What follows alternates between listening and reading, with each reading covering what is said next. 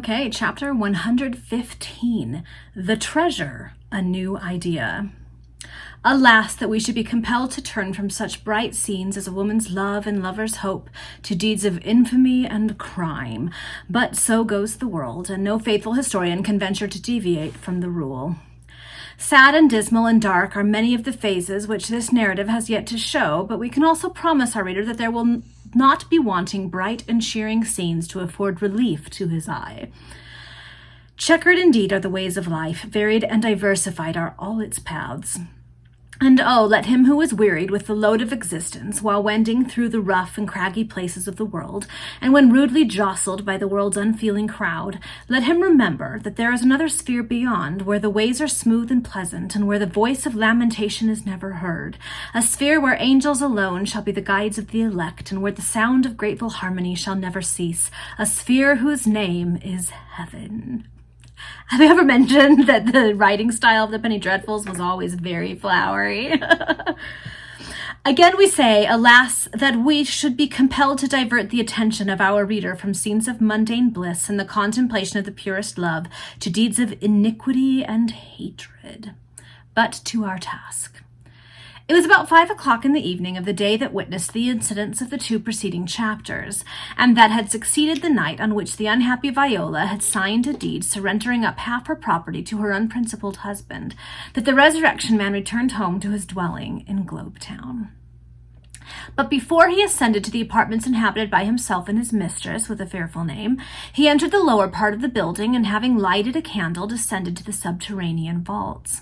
In the first place, he went into a cell opposite to that which was still tenanted by Viola, who, it will be remembered, had received a solemn promise to be restored to her own abode that evening at 9 o'clock. The Resurrection Man entered the cell to which we have alluded, and which was empty. He raised a stone from the floor and drew from a hole of about a foot deep a large leather bag, the contents of which sent forth the welcome metallic sound of gold as he took it in his hand. The miscreant seated himself upon the cold floor of the cell and poured forth into his hat the glittering contents of the bag. His eyes sparkled with delight as he surveyed the treasure. He took a few of the coins up in his hand and let them drop one by one against his hat, his glances greedily fixed upon the gold as he thus toyed with it. 200 good sterling sovereigns here already, he mused within himself. 200 pounds earned with toil, trouble, daring, and danger. 200 pounds are a decent provision for any man in my line of life. And now, he continued, taking a smaller canvas bag from his pocket, there is more to add to swell the treasury. Here is 100 pounds, my half of the sum paid by Tomlinson this afternoon for keeping the secret about his old clerk. The buffer has got his share, but I warrant he will hoard none of it as I do. Thank my stars, within the last year I have learnt to be economical in saving. I mean to have something for my old age, unless—" and his countenance suddenly assumed an expression perfectly hideous, as he reflected upon the probability of his career being cut short by the hand of the law. But in another moment he grew composed, that is to say, desperately hardened, and he then proceeded with his occupation and his musings. Well, here is my share of the 200 pounds that the chicken-hearted, contemptible, cowardly Tomlinson paid for a secret which a little calm reflection might have told him that I dared not reveal. That's 100 pounds to add to my sinking fund. And here the miscreant smiled. Now, he continued, comes the grand swag, 300 pounds from Chichester, and not too much for the trouble I have had in his affair. 200 before, Tomlinson's 100, and Chichester's 300. That makes 600 pounds of good sterling gold, the property of Mr. Anthony Tidkins. And here the Resurrection Man laughed outright. It was a horrible chuckle, the triumph of a miscreant of a most atrocious nature. But he was happy after his own fashion, happy in counting and contemplating the produce of his turpitude. While he was consigning his wealth to the larger bag and gloating over the gold, as he passed it through his hand, he was suddenly alarmed by a slight sound in the passage. It seemed like a low footstep. He listened, but it was not repeated. For nearly a minute did he remain motionless and almost breathless, in a state of painful attention, but not another sound met his ear. Then, recovering from the state of uneasy suspense into which that incident had thrown him, he rose from the floor and hurried into the passage which divided the two rows of cells. All was quiet. Ashamed of himself for his childish alarm and stuttering a curse at his folly for having given way to that fear, he returned to the cell. buried his treasure, and covered the place with the stone. He then carefully locked the door of the dungeon. He crossed the passage and proceeded gently to open the door leading into the cell occupied by Viola. When he entered the vault, he found the lamp extinguished, but by the glare of his candle he perceived the unhappy woman stretched in a profound slumber upon the bed. "All right," he muttered to himself, "and just as I expected.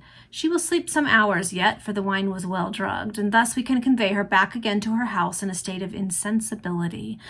When she awakes in her own bed, her servants will assure her that all she has passed through is a mere dream, and by this plan she will be so bewildered that she will actually fancy that she has been delirious and that her brain has wandered.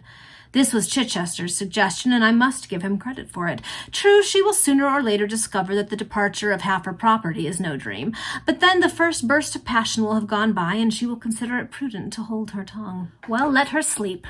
At 9 o'clock, Chichester and Tomlinson will come, and then she shall be removed." At that instant, an idea struck the Resurrection Man. Hitherto he had worked as Chichester's agent, and by Chichester's directions in this affair. What if he were to turn the business to some good account for himself? The lady had only parted with half her property. She had £8,000 left. Might not all, or a decent portion of this sum thus remaining, pass into the hands of the Resurrection Man? His mode of treatment had excited the first concession. Some additional horrors might extort a further grant. The idea was excellent. Fool that he was for not having thought of it before. Thus reasoned Anthony Tidkins. The more he thought of the new plot which had just entered his head, the more he grew enamored of it. He was well aware that neither Chichester nor Tomlinson would dare to adopt measures to resist his will, and with a grin of delight he exclaimed aloud, "It shall be done." He then removed the bottle of wine from the cell, so that when Viola awoke she might not repeat her dose, supposing that she should be ignorant of the cause of her long lethargic slumber, for the Resurrection Man was not aware of the sudden effect which it had produced upon her, but imagined that the drugged liquid was only powerful enough to operate gradually. He next replenished the lamp with oil from a bottle which stood in one corner of the cell, and, having lighted the lamp, withdrew carefully, bolting and locking the door behind him. He ascended from the subterranean prison, replaced the stone trap door, and issued from the ground floor of the house.